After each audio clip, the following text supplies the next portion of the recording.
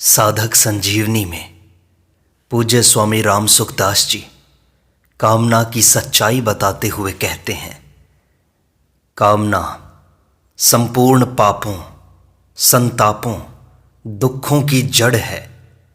कामना वाले व्यक्ति को जागृत में सुख मिलना तो दूर, स्वप्न में भी कभी सुख नहीं मिलता। जो चाहते हैं वह न हो और जो नहीं चाहते वो हो जाए, इसी को तो दुख कहते हैं। यदि चाहते और नहीं चाहते इन दोनों को छोड़ दें तो फिर दुख है ही कहाँ। नाशवान पदार्थों की इच्छा ही कामना कहलाती है। अविनाशी परमात्मा की इच्छा कामना के समान प्रतीत होती हुई भी वास्तव में कामना नहीं है, क्योंकि उत्पत्ति विनाशशील पदार्थों की कामना कभी पूरी नहीं होती, अपितु बढ़ती ही रहती है।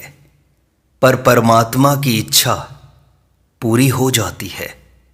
दूसरी बात, कामना अपने से भिन्न वस्तु की होती है और परमात्मा अपने से अभिन्न है। इसी प्रकार कर्मयोग, ज्ञान योग और भक्ति योग की इच्छा भी कामना नहीं है। परमात्मा प्राप्ति की इच्छा वास्तव में जीवन की वास्तविक आवश्यकता है। जीव को आवश्यकता तो परमात्मा की है, पर विवेक के दब जाने पर वह नाशवान पदार्थों की कामना करने लगता है। एक शंका हो सकती है इसमें कि कामना के बिना संसार का कार्य कैसे चलेगा। इसका समाधान यह है कि संसार का कार्य वस्तुओं से, क्रियाओं से चलता है, मन की कामना से नहीं। वस्तुओं का संबंध कर्मों से होता है, चाहे वे कर्म पूर्व के हों या वर्तमान के। कर्म बाहर के होते हैं और कामनाएं भीतर की। बाहरी कर्मों का फल भी बाहरी होता है। कामना का संबंध फल की प्राप्ति के साथ है ही नहीं। जो वस्तु कर्म के अधीन है वह कामना करने से कैसे प्राप्त हो सकती है। संसार में देखते ही हैं कि धन की कामना होने पर भी लोगों की दरिद्रता नहीं मिटती। जीवन मुक्त महापुरुषों को छोड़कर शेष सभी व्यक्ति जीने की कामना रखते हुए ही मरते हैं। कामना करें या न करें, जो फल मिलने वाला है वह तो मिलेगा ही। तात्पर्य यह है कि जो होने वाला है वह तो होकर ही रहेगा और जो नहीं होने वाला है वह कभी नहीं होगा, चाहे उसकी कामना करें या न करें।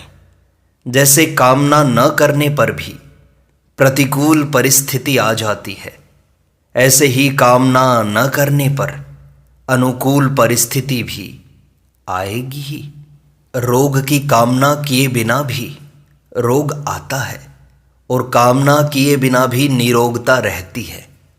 निंदा अपमान की कामना न करने पर भी निंदा अपमान होते हैं और कामना किए बिना भी प्रशंसा सम्मान होते हैं। जैसे प्रतिकूल परिस्थिति कर्मों का फल है, ऐसे ही अनुकूल परिस्थिति भी कर्मों का ही फल है। इसलिए वस्तु, परिस्थिति आदि का प्राप्त होना अथवा न होना कर्मों से संबंध रखता है, कामना से नहीं। कामना तात्कालिक सुख की भी होती है और भावी सुख की भी। भोग और संग्रह की इच्छा तात्कालिक सुख की कामना है और कर्मफल प्राप्ति की इच्छा भावी सुख की कामना है। इन दोनों ही कामनाओं में दुख ही दुख है। कारण कि कामना केवल वर्तमान में ही दुख नहीं देती, प्रत्युत भावी जन्म में कारण होने से भविष्य में भी दुख देती है। इसलिए इन दोनों ही कामनाओं का त्याग करना चाहिए।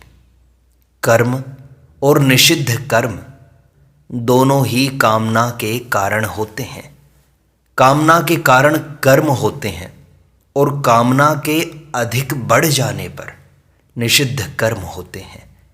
कामना के कारण ही असत में आसक्ति दृढ़ होती है। कामना न रहने से असत से संबंध विच्छेद हो जाता है। कामना पूरी हो जाने पर हम उसी अवस्था में आ जाते हैं जिस अवस्था में हम कामना उत्पन्न होने से पहले थे।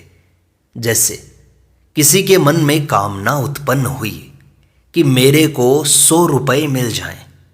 इसके पहले उसके मन में 100 रुपये पाने की कामना नहीं थी।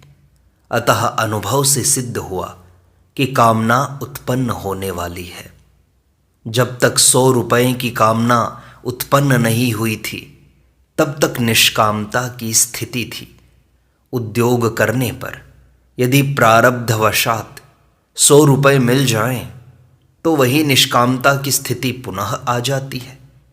परंतु सांसारिक सुख आसक्ति के कारण वह स्थिति ठहरती नहीं और नई कामना उत्पन्न हो जाती है कि मुझे 1000 रुपये मिल जाएं। इस प्रकार न तो कामना पूरी होती है और न पूरी तरह तृप्ति होती है। कोरे परिश्रम के सिवाय कुछ हाथ नहीं लगता। काम अर्थात सांसारिक पदार्थों की कामना का त्याग करना कठिन नहीं है। थोड़ा गहरा विचार करें कि वास्तव में कामना छूटती ही नहीं अथवा टिकती ही नहीं। पता लगेगा कि वास्तव में कभी भी कामना टिकती ही नहीं है, वह तो निरंतर मिटती ही जाती है।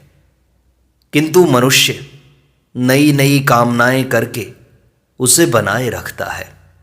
कामना उत्पन्न होती है और उत्पन्न होने वाली वस्तु का मिटना अवश्यंभावी है, इसलिए कामना स्वतः मिटती है।